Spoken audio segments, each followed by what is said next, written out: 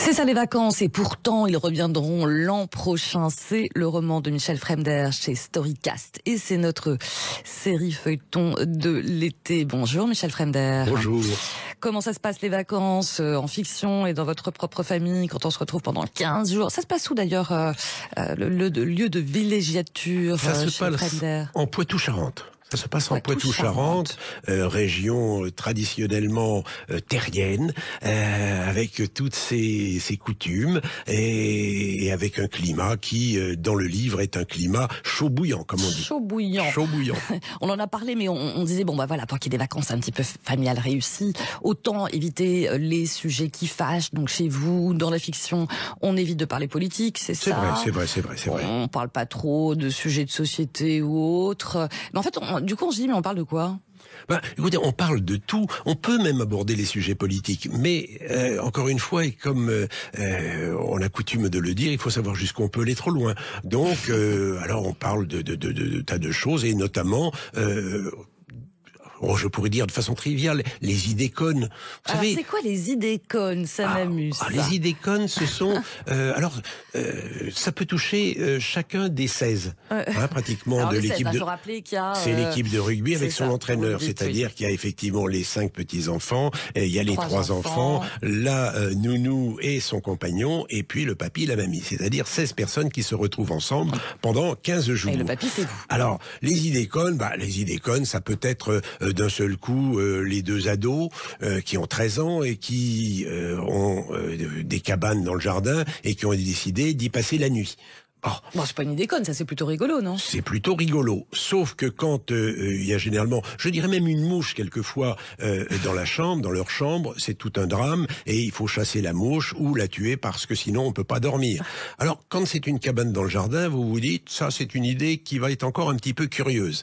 Bon, d'autant plus que on sait très bien ce qui se passera, c'est-à-dire que elles iront dans leur cabane aux alentours de 11h le soir et qu'à minuit 30, peut-être même avant, elles taperont au volet pour qu'on puisse leur ouvrir et parce qu'elles ont entendu un moustique ou je ne sais quoi.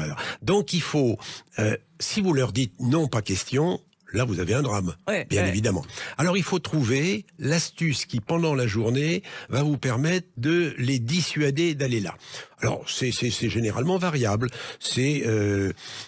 Il faudra penser surtout à prendre la lampe électrique, que vous preniez chacune une lampe parce que si jamais il y a les petites bestioles qui viennent, parce qu'elles peuvent passer quand même en dessous.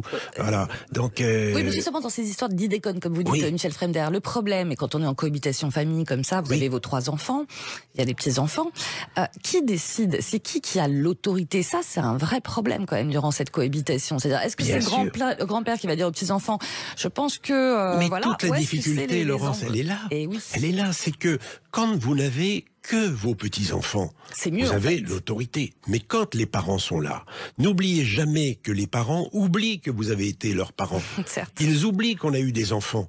Donc ils vous arrivent avec leur liste, avec tout ce qu'il faut faire, tout ce qu'il ne faut pas faire, etc., etc.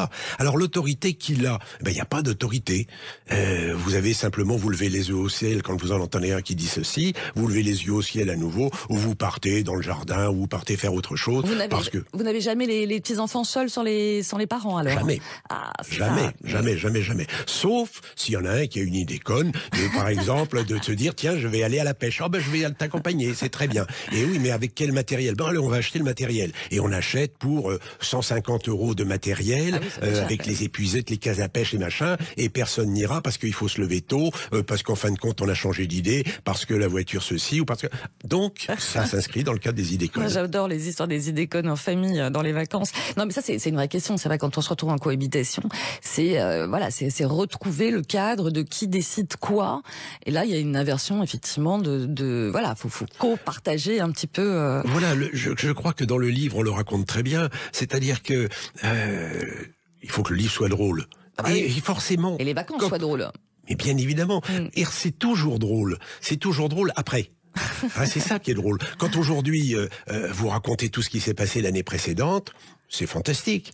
Mais quand vous vous dites qu'est-ce qui va se passer cette année, puisque ça va être quelque chose de nouveau. Sur le moment, vous trouvez ça beaucoup moins drôle, je vous l'assure. Et du coup, vous prenez des notes pour un bouquin, en fait. Exactement, ça sera le tome 2. C'est ça, en fait. Ils le savent, vos enfants, vos petits-enfants, que papy, mine de rien, prend des notes. C'était la première année, donc le tome 2, je crois qu'il fera peut-être plus attention. Mais encore, c'est impossible de faire attention.